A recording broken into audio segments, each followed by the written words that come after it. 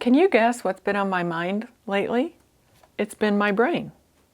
Or has my brain been on my mind? Am I of two minds? And what about the great divine mind that brings it all together? What's the connection here? I've been thinking about these questions for a while now for two reasons. One is my own health history of having tumors within my brain, a bunch of them that were discovered in 2019. I was living in a house with a high radon level, and I had some brain tumors. But the good news is Team Spirit and I have reduced those from a bunch to only maybe 3. And those are reduced in size, and maybe they're scar tissue.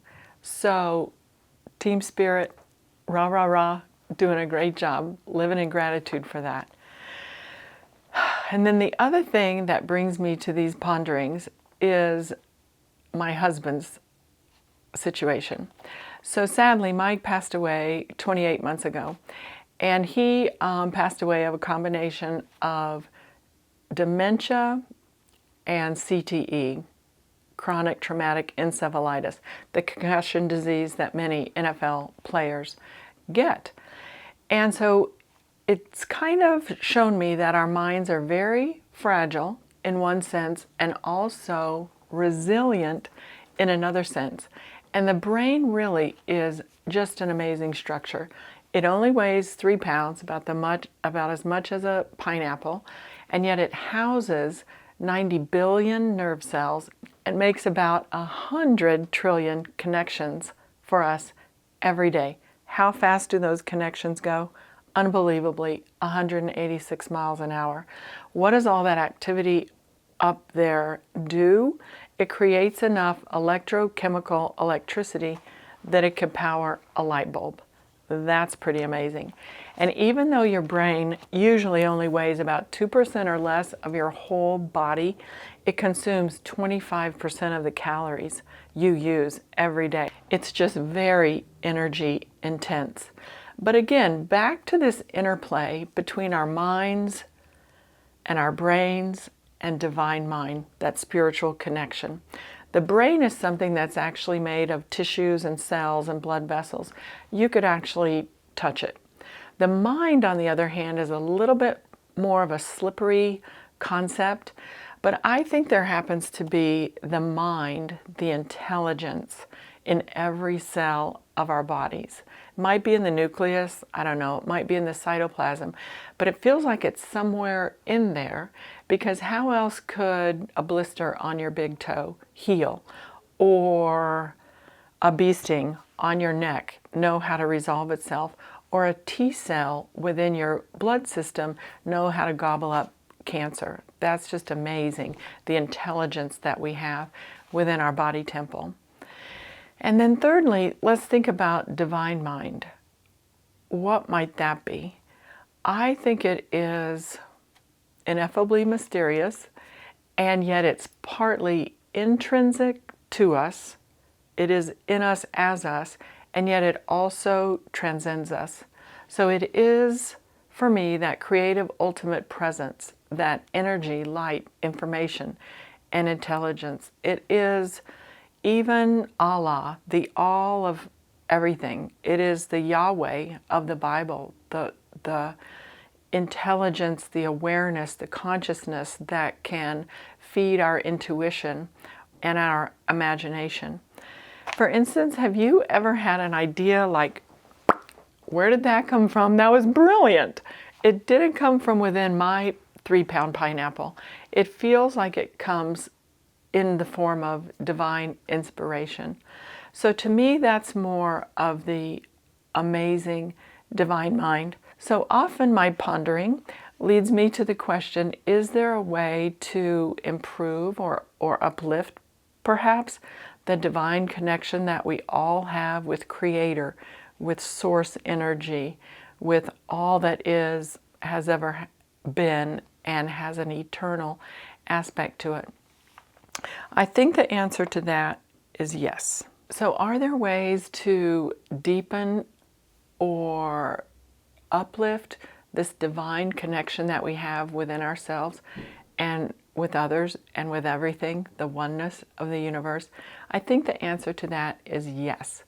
And one of the ways to do that is to connect with a like-minded, like-hearted group of people who engages in spiritual practices, perhaps not so much the one-way communication, but a group who does spiritual practice together. And one of my favorite spiritual practices that has really been instrumental in my healing of my life in so many ways, physically, emotionally, mentally, spiritually, relationally, is this one. You can do it inside, but I think it's even better if you take it into the natural world. And then just repeat the mantra, I am grateful for. And then come into your senses. See what you can see, touch, hear, feel, taste, and even smell. Right now, one of my favorite ways of doing this is to walk across the street to a little community garden where they have raspberry bushes that are just blooming, and you can pick them. The person who planted that plot has a sign there, take your pick. So you can do that.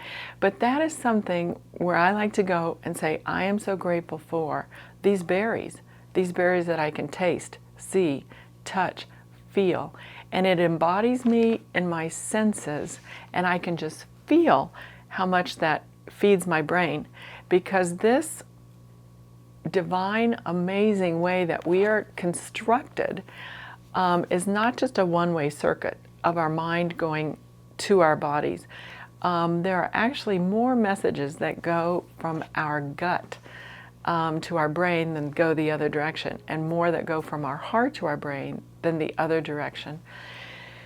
It's just that we're so awesomely and incredibly made, and the whole system works together as one, a complete whole, a beautiful unity, just a divine, divine presence for which we can live in gratitude. Let's take all of that and so much more into prayer, shall we? Oh, and just by taking a deep inhale and exhale, we settle in. And we just know in this divine, eternal moment of now that we are present, that divinity is present with us. And we know that it is as if we live in a gigantic loom. And each one of us is one of those very special, specific threads of that divine tapestry. And knowing furthermore that that tapestry would not be the same without each and every one of it. For we are participating in that beautiful experience called life. So living in gratitude in this moment for ourselves, for each other, for the divine holiness that makes it all possible. We just open our hearts to gratitude, knowing that that spirit is indwelling. With it we are enmeshed, intimately connected, ineffably forever entwined.